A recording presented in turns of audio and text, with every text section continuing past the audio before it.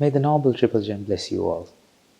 So once again we meet in our today's session of the exposition of the Lord Buddha's teaching to all your children out there in the world. So before we start today's session, as usually, we pay our homage to the Perfect One. So in order to do so, let's chant the Namaskara 3 times with me.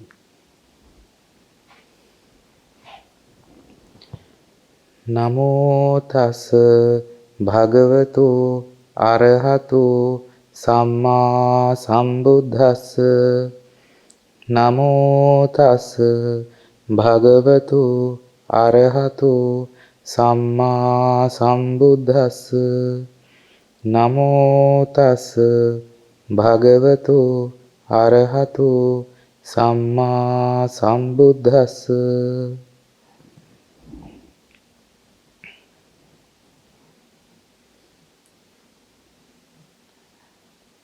Okay, dear children. So in our last session, we discussed about the concept of appreciation. So we reminded all of you that it is essential to someone who practices the path, because it is only possible to practice with a pleasant mind. So how to maintain the pleasant mind? That is by appreciating all the things that we are given. So if we practice this virtue of appreciating, so that kind of a mind cannot be unhappy. That kind of a mind will never be unpleasant. Therefore, you can also achieve the state of being contented as well, so that it's additional benefit that you can get, as well as that is the mindset which is required to practice the path, which was exposed 2,500 years ago by the Perfect One. So, dear children, have you been able to practice what we discussed during our last session? I hope so. So, we discussed many aspects of how we can appreciate the others. Without taking them for granted, we always can appreciate, we can practice this mindset of appreciating the others, especially your parents. Have you given any thought to appreciate the workload that your parents do? They do some things that not they are being asked to do by someone, as far as their profession is taken. They are being asked to do so by someone senior. But things that they do for you, they take care of you. Sometimes it will become a nuisance for you as well, because you might think that your freedom is so limited because of the care that you are being given by your parents. But although you look at it in that way, dear children, it is very tiring sometimes for that care to be given continuously, day in and day out. Therefore, my dear children, if you look at it that way, that the sacrifice that your parents do for you is tremendous. Therefore, my dear children, it is always a better thing to appreciate your parents. Because why do you need to appreciate them? Because they are always good? No. The fact that you can appreciate the others will make your mind contented. It will improve the attitude of being grateful. And the attitude of being grateful is essential to someone who practices this path in order to achieve the supreme bliss of Nibbana. Therefore, dear children, let us today talk a bit more about how to practice this path and what is meant by practicing of the path. First thing, dear children, we are on the continuous struggle to be happy. Right? So that is why we listen to this sermon as well. That is why I became a monk. in order to experience more happiness. On that path, I heard something, this Dhamma. So it talked about something very essential that I was searching for. Dear children, how can we be happy? So what is the only resort to the people who lives out there to be happy? People are in search of pleasure. Dear children, we have to know further, we have to investigate this concept of pleasure. How can you experience more pleasure? So if it is the only resort for people to be happy, we must analyze it. We must dig deep into the concept or into the mechanism of this pleasure. So dear children, from today onwards, we will try our best to investigate, to analyze the mechanism of how pleasure works. I believe all of you who are out there, who are yet to experience the bliss of freedom that we talk about, that can be achieved through the practice of this path of the Buddhist philosophy, will engage with us. Will engage with us very actively in order to navigate through the freedom of the path that we talk about. So dear children, what is this pleasure and how can you achieve it? What is the methodology of achieving it? Let's discuss. Before that, I would like to narrate a small story. So this is going to be a simile, dear children. At the end of the day, you will relate to our original discussion of this story. Okay, let's listen to the story without a further ado. Let's imagine there's a human world, but not in this world. You would call it in another parallel universe if you want to. So in this human world, the humans become happy in a very strange way.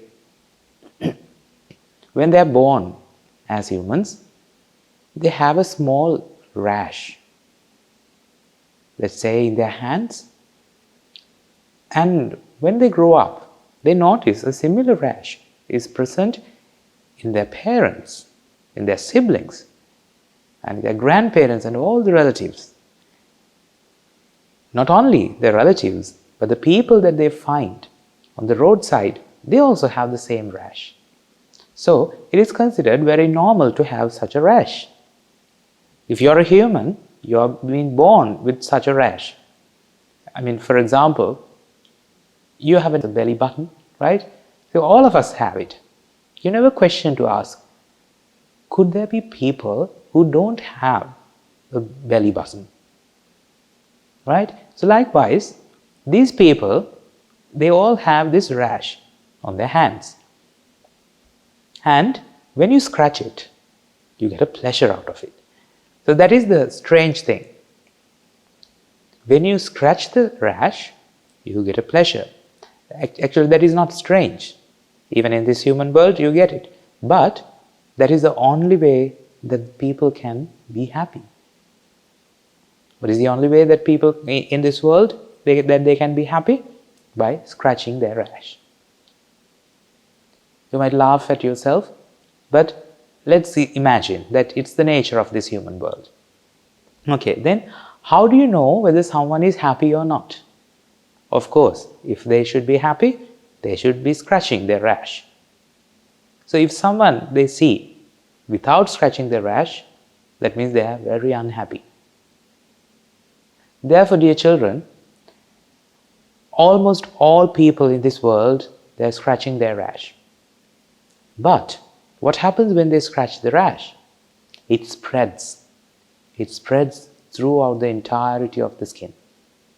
And when they grow, when they scratch more and more, the rash spreads throughout the body.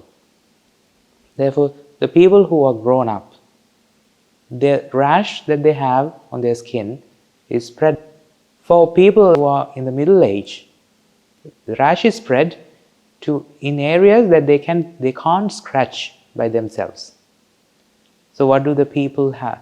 What do the most affluent people have developed? So they have come up with several machines which they can be worn on their back, and just by pressing a button they can scratch the areas that they can't reach by themselves. So these are the ways that people have come up to be happy, to enjoy the pleasure by scratching a rash. So by looking at these people, the general people say, oh, look at them, how happy they are. They're so fortunate to be happy like that.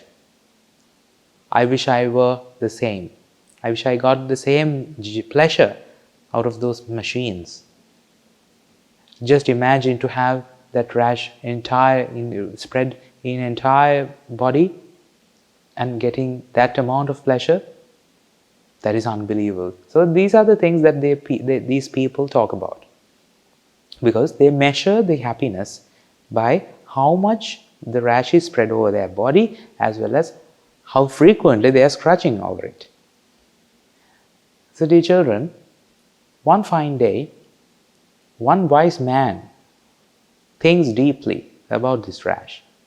He thinks that if the rash continues to spread when I scratch, so this is something abnormal. This shouldn't be something normal. Although the whole human population considers it to be normal, I don't think it's normal. It could be a disease because it spreads over. So this wise man starts looking for medicine for this particular disease, because he considers it as a disease.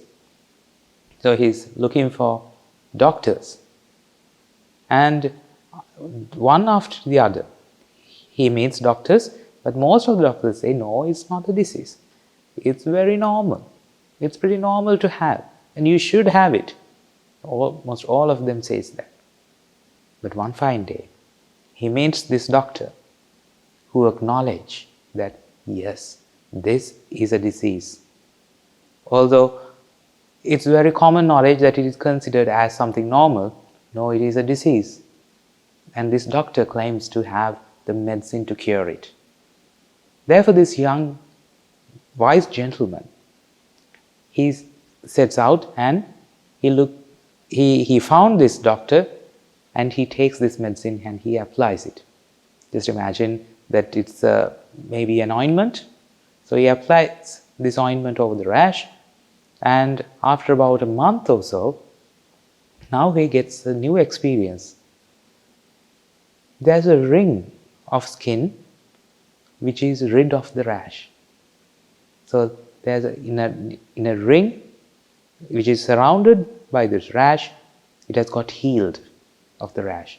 Now this experience confirms him, yes, this was a disease, and yes, it has a medicine, and I found the remedy, and I'm going to continuously apply it until I'm cured of it. Then he takes deep courage and effort, and he applies the ointment day in and day out, and he yearns the result. He gets the result. Now he is cured of the disease.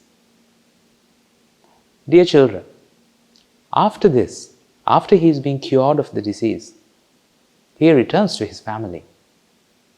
When he returns, obviously, his disease is cured, his rash is cured. Therefore, no longer he is scratching. When he is confronted to the family members and all the relatives, his mother looks at him. My dear child, what happened to you? We were looking for you. Where were you? And why are you so unhappy? What's happened to you? You look so tired and you look so unhappy. You look depressed, because he's not scratching. Because this is the only way that they know that people are happy or not. The amount that they scratch, or the amount of the rash that is spread over your body. So this gentleman replies in a very strange way. Mother, father, believe me, I am very happy. Actually, I'm only happy now. I wasn't back then. So he claims that he is in the complete happiness. But there's no rash over his body, and he's not scratching at all. So this is observed by many of his relatives. Then they start discussing, okay, he claims that he's happy, then he's not even crying. And his face is worn with a brilliant smile as well. So we might also do the same. So he's happy by not scratching. So they have misread all the details of this young gentleman. They have thought that this young gentleman has achieved this state by not scratching. They didn't know what was the real cause for it. Just by applying the real medicine for it, they don't know that's a disease. So they take it for granted, the result of not scratching, and they thought that the result of not scratching could only be attained by not scratching. Dear children, this is not the way that the world works. The result will manifest only when the causes are lined up. So what was the cause for this state of not scratching? Applying the medicine, obviously. But these relatives, they didn't understand that theory. So they started to practice not scratching. What do you imagine what happened then? They started to tolerate and withhold scratching. They waited for 30 seconds, 40 seconds, and that's the maximum they could hold. Because the urge to scratch was so strong and they couldn't stop themselves. And they started scratching immediately after. Because, dear children, the yearning, the urge to scratch builds so rapidly and that is so intense that they cannot withhold themselves. Therefore, they started scratching immediately. Because the result would manifest without the correct causes lining up. Therefore, my dear children, now this young gentleman teaches their relatives and all the family members, how did I achieve this state of being happy? Unconditionally happy. I don't need the condition of scratching my rash. I don't need the condition of the presence of a rash to be happy. I'm happy unconditionally. So he teaches all his family members how to be happy like that. Then he describes, what do you imagine? What's the first thing that he would have told the parents and the relatives and other family members? Yes. He has to get them out of the fallacy that they are already in. What is it, my dear children? That this rash is a disease. They are all under the impression that this rash is normal, it's pretty normal. And you should have a rash to scratch and to be happy. That's the normal. So they have considered it as very normal. That is the fallacy that they are living, dear children. So this young wise gentleman have to get them out of that fallacy. It is very difficult because there's a social norm. That is the norm that they live in. So however much the difficulty that they face, he has to face that challenge. So he tries his best to get all of them out of that fallacy, and he tries to describe by giving various similes and metaphors. And at the end of the day, he is fortunate enough to rescue at least some of them. Although the majority he could not save because they are under the impression that you should have this rash, that is the only way that you can be happy.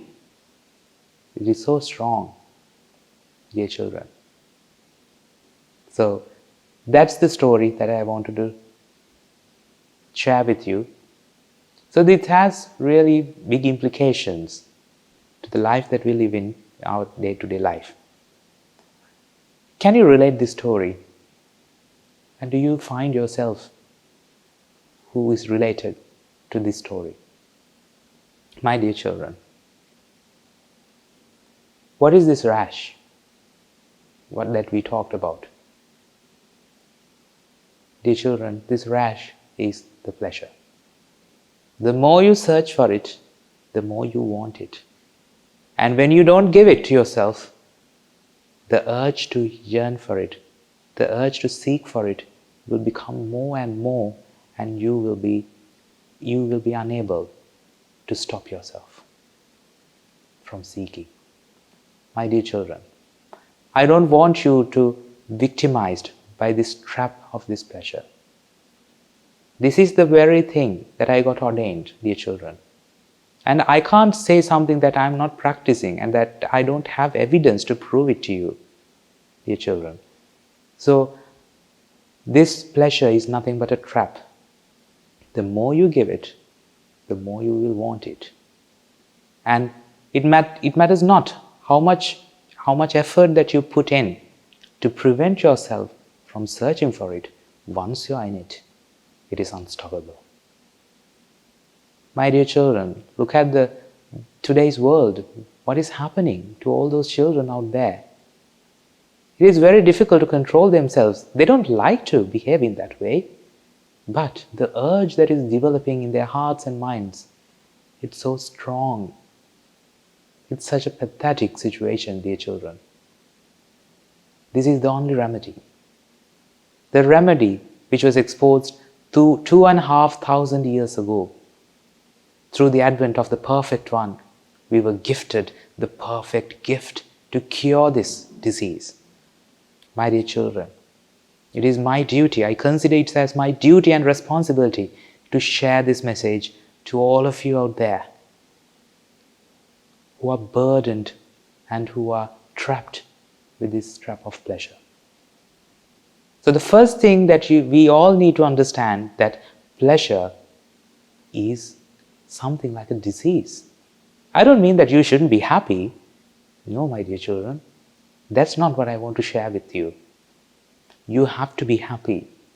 And that is my resort as well. Otherwise, I would have become a monk. That's not the only way to be happy. There's a better oasis of happiness out there, which we are reaching day by day. And I really want to share that with you all, my dear children. And there is a path which leads, which is paved to that way. And I really want to share that with you. So that is what I'm doing right now. So, how to come out of this trap? So first thing we need to understand is what is the lacking? What is missing? What are we missing? What is wrong with this pleasure? What is the missing piece in the puzzle? My dear children, look at it in that way. Let's analyze this. The more you give the pleasure to you, the more you will want it. So can you recall the nature of this rash? The more you scratch it, the more it gets spread. Can you refer here? The more you want the pleasure, the more you seek for the pleasure, the more urge that is developed in your hearts and minds, and it becomes unstoppable. Once these urges start developing, and they have increased so much so that you cannot stay in control. So you have to seek for the pleasures, the worldly pleasures or the materialistic pleasures, no matter what happens around you, because the urge is so unbearable.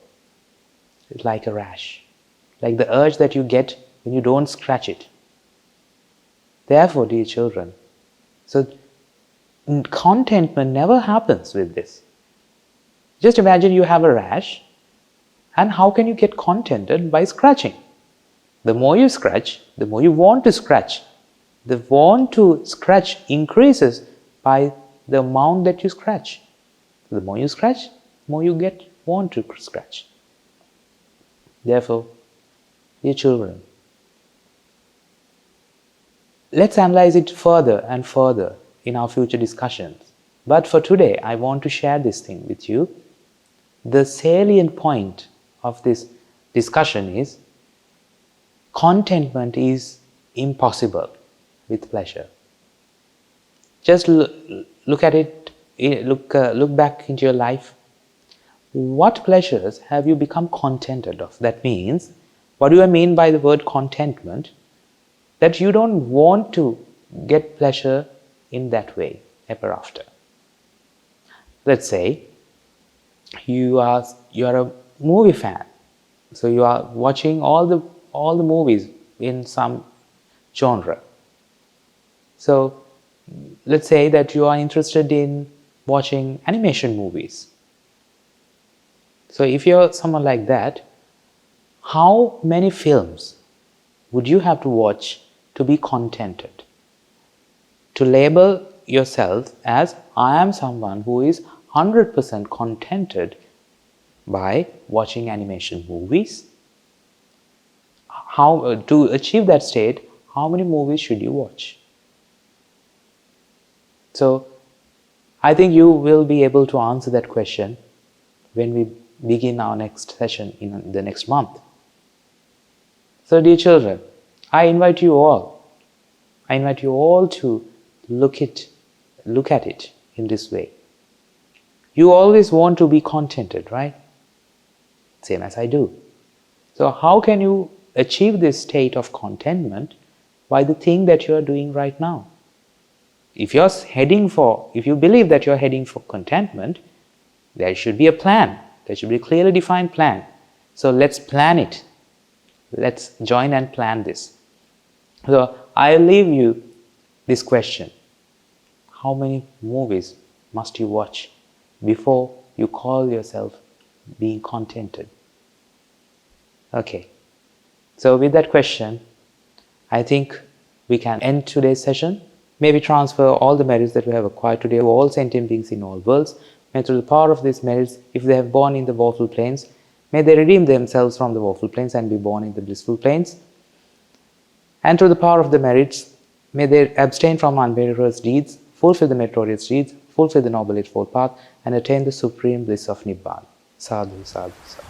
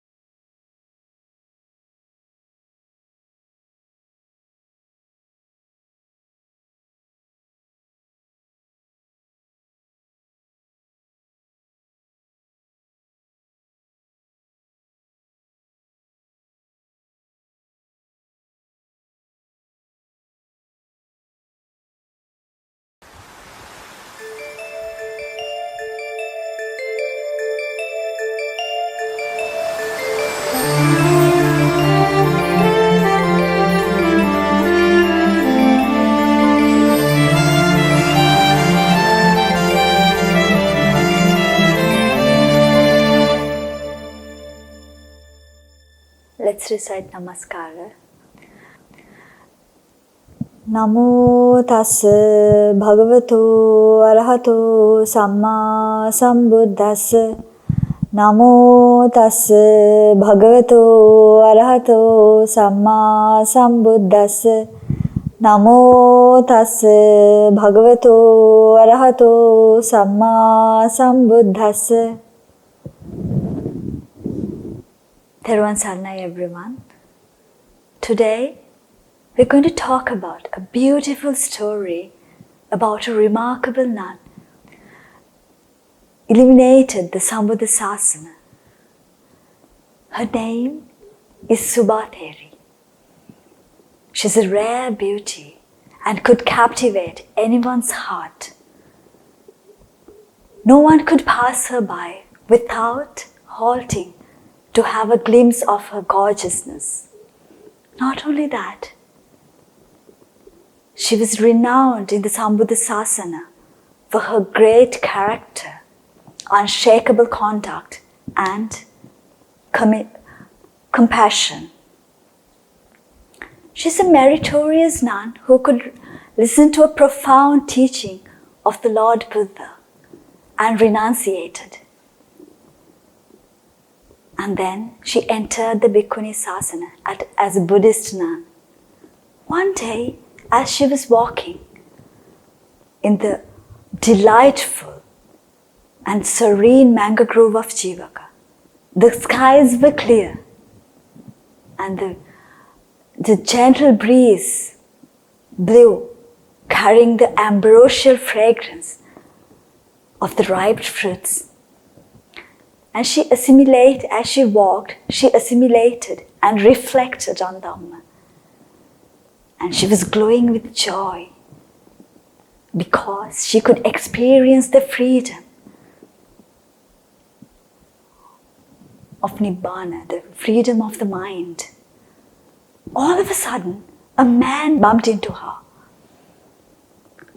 A drunken, handsome libertine, a son of a goldsmith, a son of a wealthy goldsmith, who is in the prime of youth, tried to block her path. This man was awestruck by the beauty, the exquisite beauty of her. Then Venerable Subhatheri looked up and glanced at him.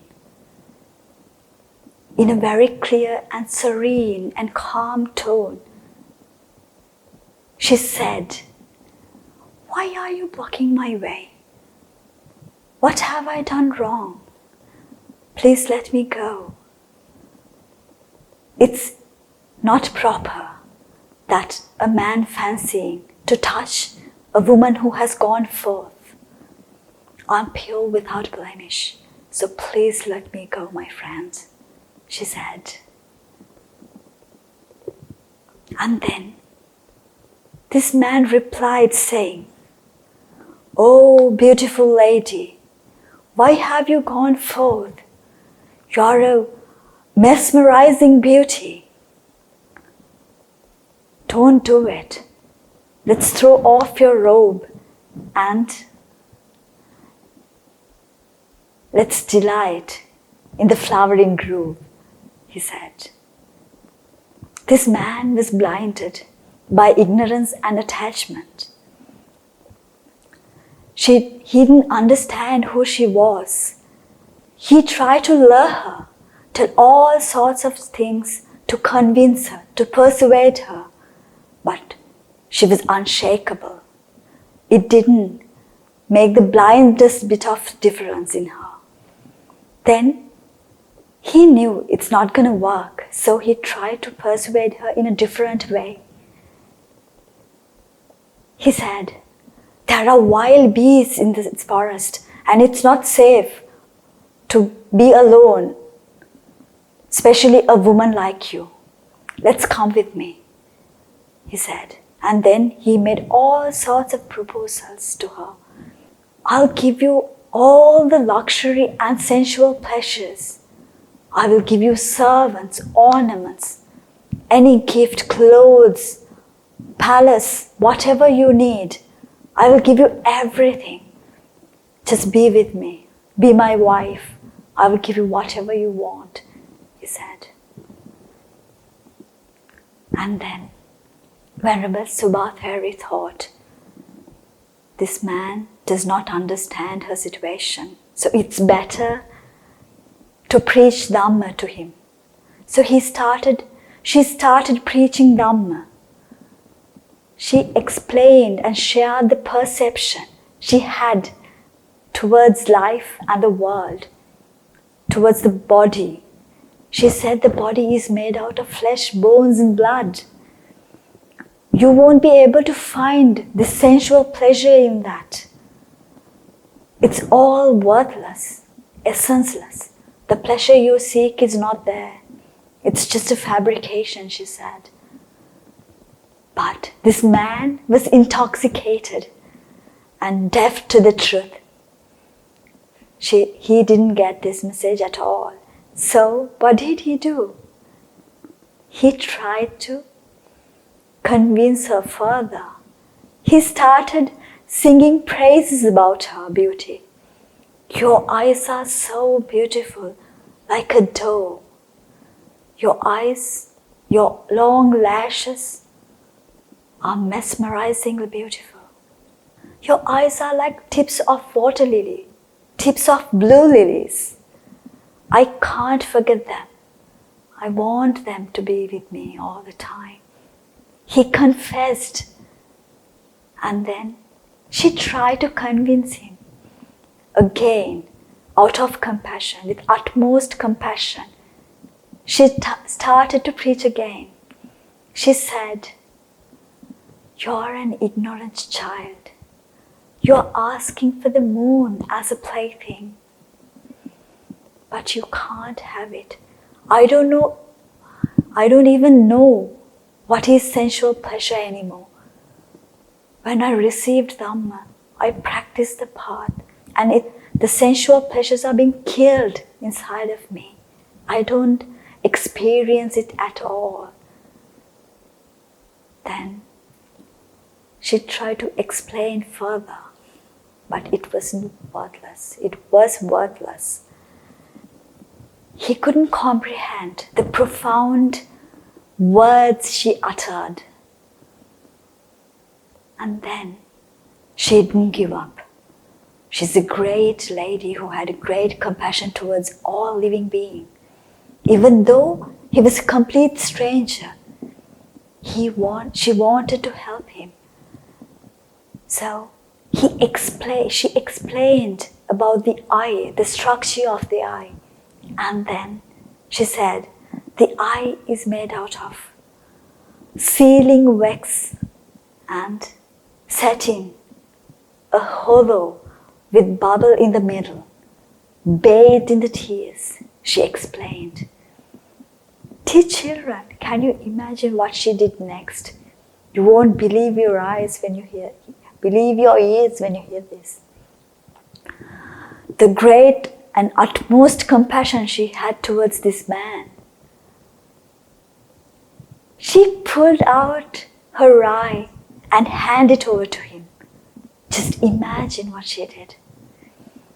No doctors, no anesthetic, no operation. It was all raw. She plucked the eye and handed it over to him. I want you to think of the courage and the commitment and the compassion she had towards this man. Let me ask you a question. Can you do that to a person or to a complete stranger? Can you ever think of doing something like that to somebody? I don't think so. Not even for those who we love. It's impossible, isn't it? But she did that. She was a courageous woman. Why did she do that? Can you tell me why did she do? It's out of compassion she did it. She knew if she didn't do something about it, this man will get into great trouble because the intention he had towards this nun was not good. He made inappropriate advances towards her. She's a renunciant, so it's a great sin. If he went further, he had to commit a great sin. in order to prevent that, she wanted to help him to stop the pain he had to endure in the future. That's why she did it. So she pulled out her eye and handed it over to this man. And what did this man do? He was shocked. He couldn't believe his eyes. His passion withered away at that very moment. And then he got into his knees and begged for forgiveness. There he understood the serious act he was about to commit. And then he asked for forgiveness and never returned. And then Venerable Subhatheri went straight to the Lord Buddha. She went to see Lord Buddha. And then when she saw him, her eye became whole again. And then the Lord Buddha preached a profound teaching to her. And the other great thing is, at that moment, she wasn't an arhat. She was just a non-returner. Even though she was a non-returner, she could commit such an act. And then after this profound teaching of the Lord Buddha, she became an arhat and she ended the suffering forever. She stopped the samsara forever. So my dear children, this is the story of Venerable Subhatheri. I hope you can learn a lot of valuable lessons from this story, isn't it? What did you learn from this?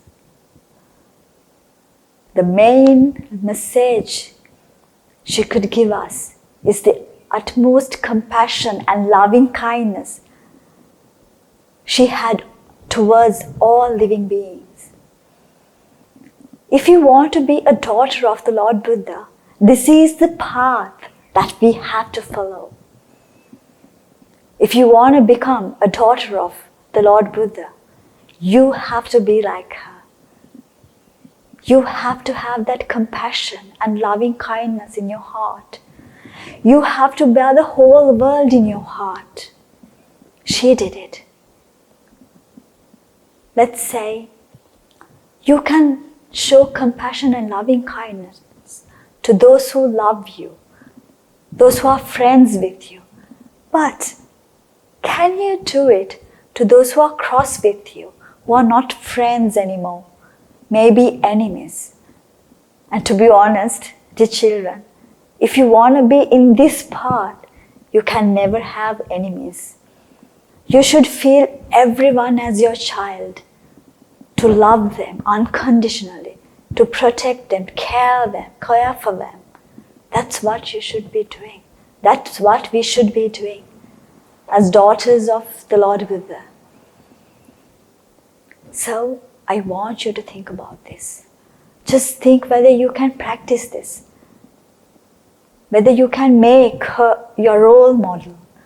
And the next great lesson that we can learn is, she was unshakable. Even though this man tried to utter numerous things to convince her, to persuade her to be with him, she was unshakable.